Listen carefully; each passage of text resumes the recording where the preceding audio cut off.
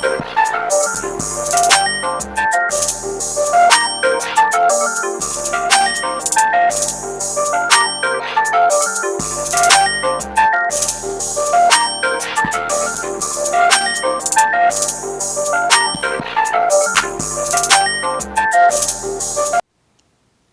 is Jeremy Sports Network coming to you live. Hey, you guys, how y'all doing on today? Let's talk a little boxing. We got Andre Berto versus Shawn Porter. Is going down on April the 22nd, this Saturday, 2017. It's an elimination bout. Andre Berto defeated Victor Ortiz.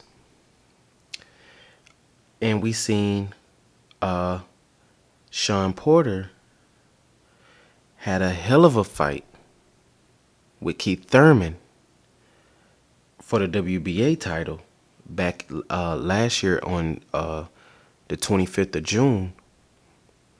These two are going head to head to see who can put themselves in position to maybe face Keith Thurman in the future.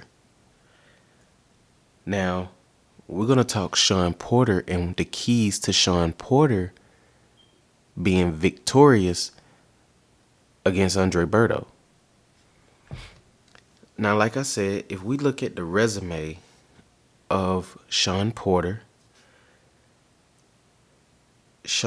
defeated Keith Thurman, Adrian Broner, Eric Bone, but he lost to Kell Brook. He defeated Paulie Malignaggi. He defeated Devin Alexander, Julio Diaz. He has a pretty good resume, Shawn Porter. Now, granted, the loss that he took to Keith Thurman was perhaps arguably Fight of the Year of 2016. We're going to do a film study later on this week leading into the fight. And the film study will be Shawn Porter versus Keith Thurman.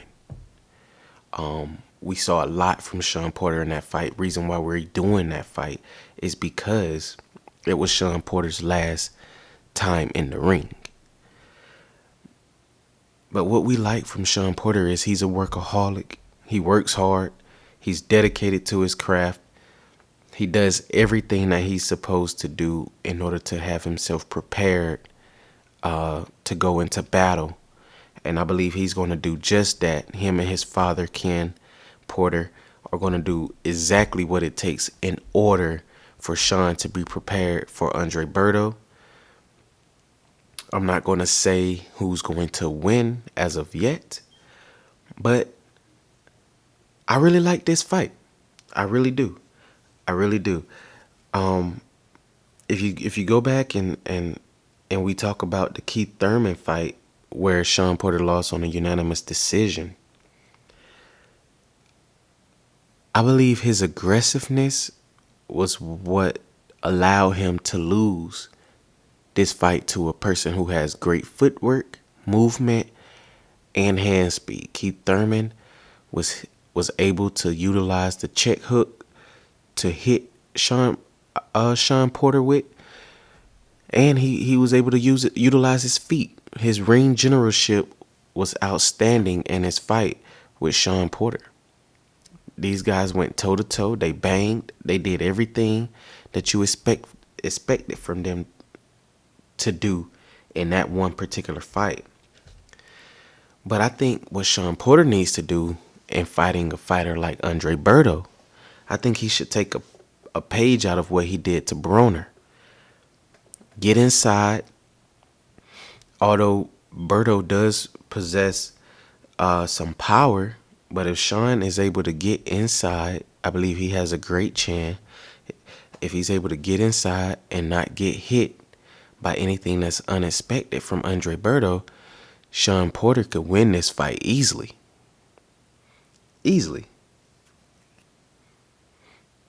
Because Shawn Porter, to me, I believe he's the stronger guy. I believe he's stronger, even though Andre Berto is pretty hefty with big arms, and he seems strong at 147. But if you ask yourself who's who's faced the most quality competition and it meant something, to me, I'm going to say Shawn Porter more so than Andre Berto, even though Berto faced Floyd Mayweather.